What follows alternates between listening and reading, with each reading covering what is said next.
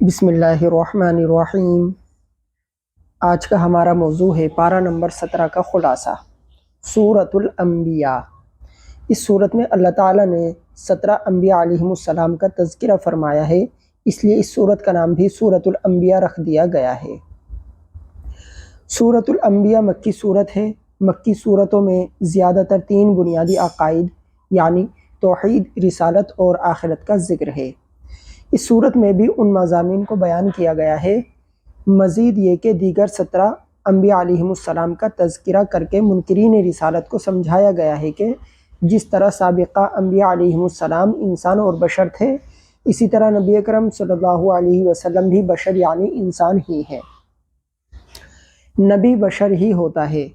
لاہیۃ قلوبہم واسروا النجوى الذین ظلموا هل هذا الا بشر مثلکم افتأتون السحر وانتم تبصرون۔ مشرک لوگ انبیاء علیہم السلام کی دعوت کو رد کرتے اور بنیاد یہ بناتے کہ تم بشر ہو اور ہم بھی بشر ہیں۔ بشر نبی نہیں ہو سکتا۔ بشر کی تعریف یہ ہے کہ ذو عقل ہو اور محسوس ہو۔ محسوس ہونے کا معنی کہ آپ اس کو ہاتھ لگانا چاہیں تو لگا سکیں، پکڑنا چاہیں تو پکڑ سکیں، دیکھنا چاہیں تو دیکھ سکیں۔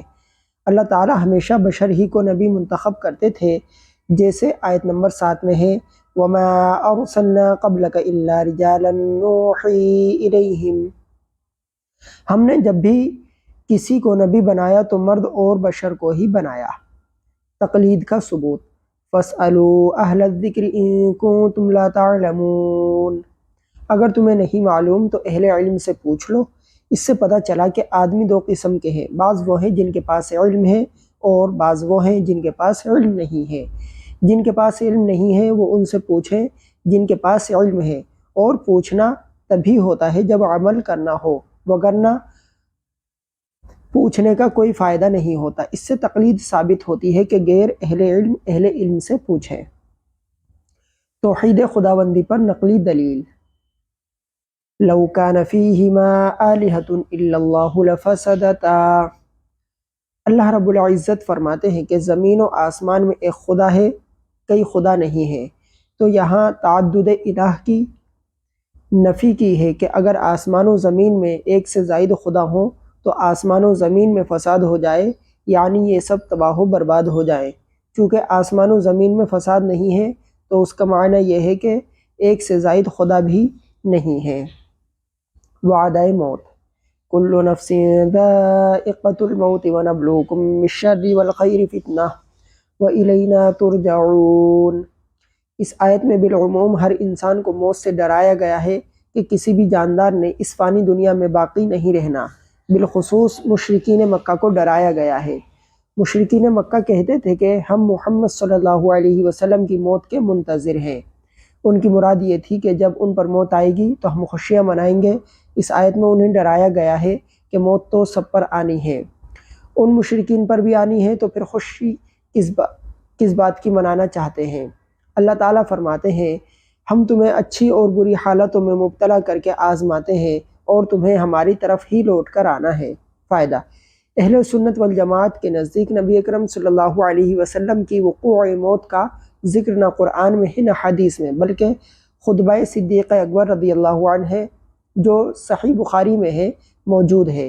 آپ صلی اللہ علیہ وسلم اپنی قبر مبارک میں زندہ ہیں، لہذا اس آیت سے نبی اکرم صلی اللہ علیہ وسلم کی حیات فی القبر کی نفی نہیں ہوتی، کیونکہ اس آیت میں وقوع موت کی خبر دی ہے، وقوع موت کا ذکر نہیں ہے۔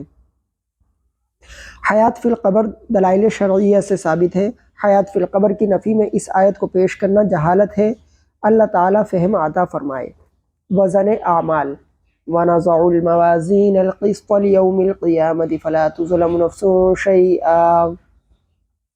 قیامت کے دن انصاف کا ترازو قائم کیا جائے گا، جس کے ذریعے لوگوں کے تمام چھوٹے بڑے اچھے اور برے اعمال تولے جائیں گے۔ قیامت کے دن اللہ تعالیٰ کو ایسی صورت بنا دیں گے، قیامت کے دن اللہ تعالیٰ کوئی ایسی صورت بنا دیں گے جس سے اعمال کی حقیقت واضح ہو جائے گی۔ ہم ان باتوں پر ایمان بالغیب رکھتے ہیں۔ حضرت ابراہیم علیہ السلام کا قصہ، وَلَقَدْ آتَيْنَا إِبْرَاهِيمَ رُشْدَهُ مِن قَبْلُ وَكُنَّا بِهِ عَالِمِينَ۔ اللہ تعالیٰ نے حضرت ابراہیم علیہ السلام کو ان کی اعلیٰ قابلیت کی بنیاد پر رشد و ہدایت عطا فرمائی تھی۔ حضرت ابراہیم علیہ السلام کی قوم بت پرست تھی اور آپ علیہ السلام کے والد خود بت بنا کر فروخت کرتے تھے۔ قوم اپنا جشن منانے کے لیے میلے میں چلی گئی۔ حضرت ابراہیم علیہ السلام موقع پا کر بت خانے میں گئے اور کلہاڑے سے سارے بتوں کو توڑ کر ختم کر دیا۔ جو بڑا تھا اس کے کندھے پر کلہاڑا رکھ کر واپس تشریف لے آئے۔ جب قوم میلے سے واپس آئی تو دیکھا کہ بت ٹوٹے پڑے ہیں۔ انہوں نے کہا کہ ایک نوجوان سے سنا تھا وہ ہمارے بتوں کا تذکرہ خیر نہیں کرتے تھے، ان کا نام ابراہیم علیہ السلام ہے۔ حضرت ابراہیم علیہ السلام سے سوال: قالوا أأنت فعلت هذا بآلهتنا يا إبراهيم قال بل فعله كبيرهم هذا فاسألوهم إن كانوا ينطقون۔ انہوں نے پوچھا کہ اے ابراہیم، ہمارے بتوں کے ساتھ یہ معاملہ آپ نے کیا؟ فرمایا نہیں، یہ حرکت ان کے اس بڑے سردار نے کی ہے، انہی بتوں سے پوچھ لو اگر یہ بولتے ہیں۔ تو انہوں نے کہا کہ اے ابراہیم، آپ جانتے ہیں کہ یہ تو بات بھی نہیں کر سکتے، ان سے کیا پوچھے؟ بل فعلہ کبیرہم ھذا۔ حضرت ابراہیم علیہ السلام کا یہ فرمانا کہ یہ حرکت ان کے اس بڑے سردار نے کی ہے بظاہر درست نہیں، کیونکہ بڑے بت نے تو یہ کام نہیں کیا تھا بلکہ حضرت ابراہیم علیہ السلام نے خود انہیں توڑا تھا۔ اس کی بہترین توجیہ یہ ہے کہ حضرت ابراہیم علیہ السلام کا مقصد ان کے عقیدے پر طنز کرنا تھا کہ تم لوگ دن رات یہی رٹ لگاتے ہو کہ سب کچھ یہی بت کرتے ہیں، یہی خدا ہیں، بگڑی بناتے ہیں، جس کو چاہیں تباہ کر دیتے ہیں، تو اسی نے مارا ہے، پوچھ لو اسی بڑے سے۔ اب وہ لاجواب ہو گئے اور بتوں کا عجز ان پر ظاہر ہو گیا۔ حضرت ابراہیم علیہ السلام کی مراد بھی یہی تھی۔ حضرت داؤد اور سلیمان علیہ السلام کا اختلاف رائے۔ وَدَاوُودَ وَسُلَيْمَانَ إِذْ يَحْكُمَانِ فِي الْحَرْثِ إِذْ نَفَشَتْ فِيهِ غَنَمُ الْقَوْمِ وَكُنَّا لِحُكْمِهِمْ شَاهِدِينَ۔ دونوں باپ بیٹا اللہ تعالیٰ کے نبی ہیں۔ ایک آدمی کی بکریاں دوسرے کے کھیت کو کھا گئیں۔ حضرت داؤد علیہ السلام نے فرمایا، کھیت کی قیمت کا اندازہ لگاؤ کہ کتنی قیمت بنتی ہے۔ معلوم ہوا کہ بکریوں کے برابر قیمت بنتی ہے۔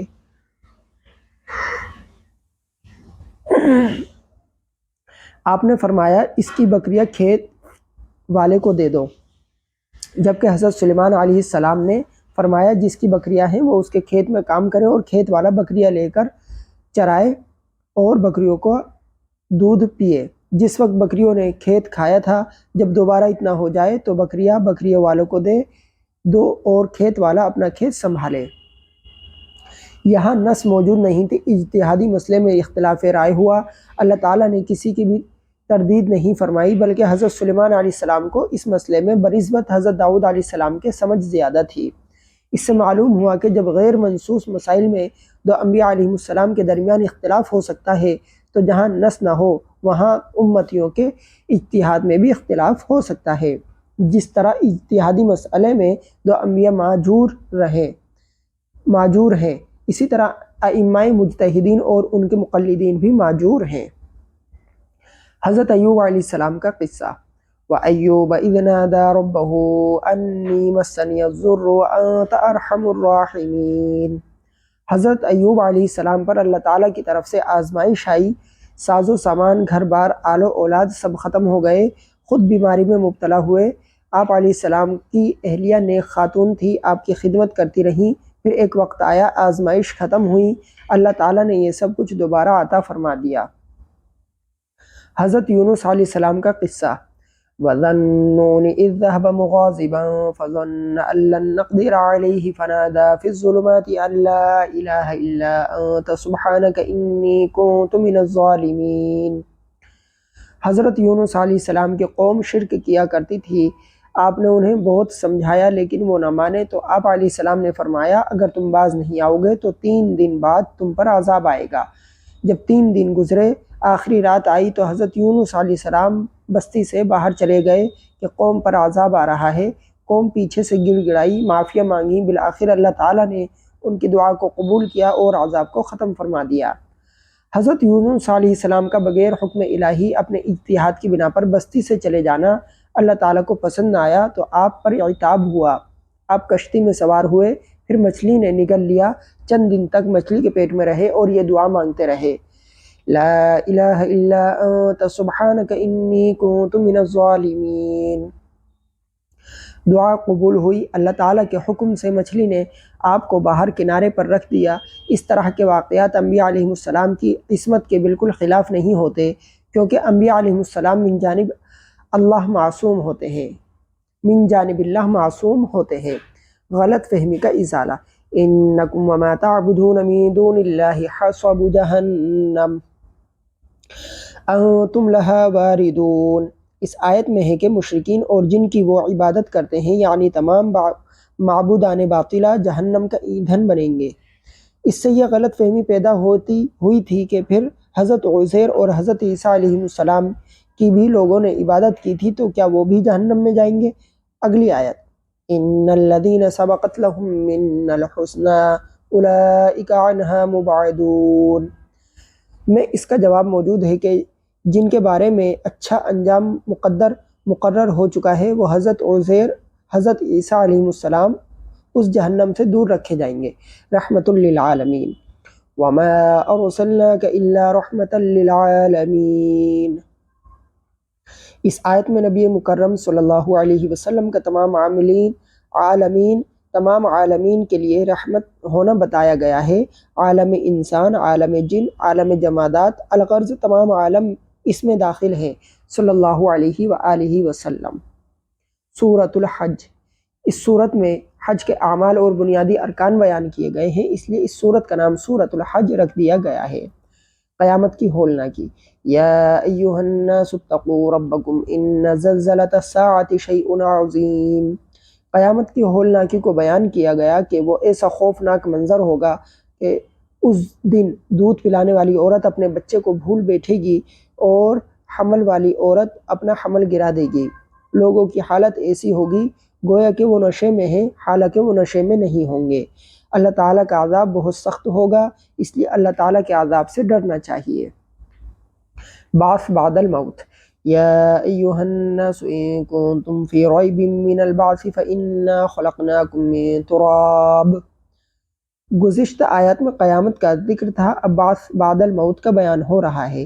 اللہ رب العزت نے قیامت کا ذکر فرمایا اور دوبارہ اٹھائے جانے پر بطور دلیل انسان کی تخلیق کو بیان فرمایا کہ اللہ تعالیٰ نے تمہیں کیسے بنایا ہے کہ تمہاری غذا کا بنیادی عنصر مٹی ہے، مٹی سے پھر غذائیں نکلتی ہیں، انسان وہ غذائیں کھاتا ہے تو ان غذاؤں سے پھر نطفہ بنتا ہے، وہ باپ کی پیٹھ سے ہو کر ماں کے رحم میں جاتا ہے، اس کے بعد پھر خون بنتا ہے اور جم کر ایک لوتھڑی کی شکل اختیار کر جاتا ہے، پھر بوٹی بنتی ہے، پھر ان میں ہڈی آتی ہے، تو ان مراحل سے گزر کر بچہ ماں کے پیٹ سے باہر آتا ہے۔ اللہ تعالیٰ نے انسان کی ابتدائی تخلیق کی تو دوبارہ اسے بنانا کیا مشکل ہے؟ دنیاوی فائدے کے لیے ایمان قبول کرنا۔ وَمِنَ النَّاسِ مَن يَعْبُدُ اللَّهَ عَلَى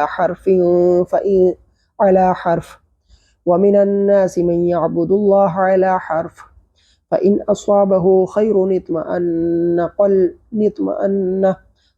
اطْمَأَنَّ بِهِ وَإِنْ أَصَابَتْهُ فِتْنَةٌ انقلب عَلَى وَجْهِهِ۔ جب حضور صلی اللہ علیہ وسلم مدینہ تشریف لے آئے تو بعض لوگوں نے اسلام قبول کر لیا تاکہ دنیاوی فوائد مل سکے، مگر جب ان کی مراد پوری نہ ہوئی تو انہوں نے دین اسلام سے پیٹھ پھیر کر کفر اختیار کر لیا۔ تو اس آیت میں بتایا جا رہا ہے کہ ان لوگوں نے دنیا بھی کھوئی اور آخرت بھی کھوئی، اور یہ سراسر نقصان ہی نقصان ہے۔ حاسدین کا غیظ و غضب میں جلنا۔ من كان يظن أن لن ينصره الله في الدنيا والآخرة فليمدد بسبب إلى السماء۔ اللہ تعالیٰ فرماتے ہیں کہ جو شخص یہ سمجھتا ہو کہ اللہ تعالیٰ دنیا اور آخرت میں اپنے نبی کی مدد نہیں کرے گا تو اسے چاہیے کہ وہ ایک رسی لے کر آسمان پر چڑھ جائے اور وہاں جا کر آنے والی وحی اور رابطے کو کاٹ ڈالے تاکہ نبوت کو ملنے والی اللہ کی مدد آنا ختم ہو جائے، اور اگر یہ شخص ایسا نہیں کر سکتا تو پھر اپنے گلے میں رسی ڈال لے اور خودکشی کر کے مر جائے، لیکن خدا کی مدد ختم نہیں ہوگی۔ کعبۃ اللہ کی تعمیر۔ وَإِذْ بَوَّأْنَا لِإِبْرَاهِيمَ مَكَانَ الْبَيْتِ أَلَّا تُشْرِكْ بِي شَيْئًا وَطَهِّرْ بَيْتَ لِلطَّائِفِينَ وَالْقَائِمِينَ وَالرُّكَّعِ السُّجُودِ۔ بیت اللہ کی پہلی تعمیر جو حضرت آدم علیہ السلام نے فرمائی تھی وہ منہدم ہو گئی تھی۔ پھر حضرت ابراہیم علیہ السلام کو اللہ تعالیٰ نے وہ جگہ بتا دی جہاں احاطۂ کعبہ تھا کہ اس کو دوبارہ تعمیر فرمائے۔ حضرت ابراہیم علیہ السلام نے حضرت اسماعیل علیہ السلام کی مدد سے بیت اللہ کی تعمیر فرمائی۔ پھر حکم ہوا کہ لوگوں میں حج کا اعلان کرو کہ وہ تمہارے پاس پیدل آئیں اور دور کے راستوں سے ان سواریوں پر سوار ہو کر آئیں جو لمبے سفر کی وجہ سے دبلی پتلی ہو گئی ہوں۔ حضرت ابراہیم علیہ السلام نے مقام ابراہیم پر پتھر پر کھڑے ہو کر آواز لگائی کہ خانہ کعبہ بن گیا ہے، حج کرنے کے لیے آؤ۔ ایام قربانی وَيَذْكُرُ اسْمَ اللَّهِ فِي أَيَّامٍ مَّعْلُومَاتٍ عَلَى مَا رَزَقَهُم مِّن بَهِيمَةِ الْأَنْعَامِ۔ قربانی یعنی ذبح کرنے کے دن مخصوص و متعین ہیں اور وہ 10، 11 اور 12 ذی الحجہ ہیں۔ چنانچہ حضرت عبداللہ بن عمر رضی اللہ عنہما فرماتے ہیں ایام معلومات یعنی معلوم دنوں سے مراد یوم نحر یعنی 10 ذی الحجہ اور اس کے بعد 2 دن ہیں یعنی 11 اور 12 ذی الحجہ۔ یوں قربانی کے کل 3 دن بنتے ہیں۔ قربانی کا مقصد لَن يَنَالَ اللَّهَ لُحُومُهَا وَلَا دِمَاؤُهَا وَلَكِن يَنَالُهُ التَّقْوَىٰ مِنكُمْ۔ اللہ تعالیٰ کے ہاں قربانی کا گوشت اور خون نہیں پہنچتا بلکہ اللہ کے ہاں تمہارا تقوی اور اخلاص پہنچتا ہے۔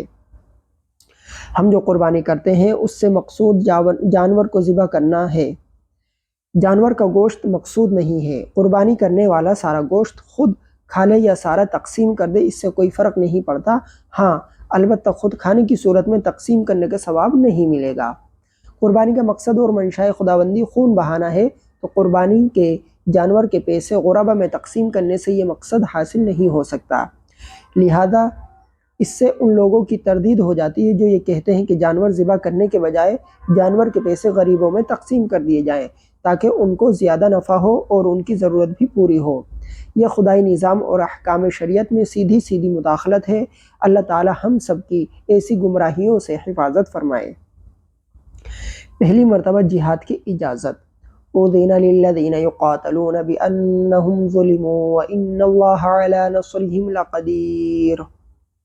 یہ سب سے پہلی آیت ہے جو نبی اکرم صلی اللہ علیہ وسلم کے مکہ مکرمہ سے مدینہ منورہ آنے کے بعد جہاد اور قتال کے بارے میں نازل ہوئی۔ مکہ مکرمہ میں مشرکین مکہ نے صحابہ کرام رضی اللہ عنہم پر حد سے زیادہ ظلم کیا تھا۔ صحابہ کرام رضی اللہ عنہم کو حکم تھا کہ اپنے ہاتھ روک کر رکھیں۔ اس آیت کے نزول کے بعد سب سے پہلے باضابطہ جنگ اور کفر اور اسلام کے درمیان ہوئی وہ جنگ بدر ہے۔ مسلمانوں کی تعداد 313 تھی اور کفار کی تعداد 1000 تھی، لیکن فتح مسلمانوں کو نصیب ہوئی۔ اسلامی ریاست کے اغراض و مقاصد: الذین ان مکناہم فی الارض اقاموا الصلاة وآتوا الزکاة وامروا بالمعروف ونہوا عن المنکر وللہ عاقبۃ الامور۔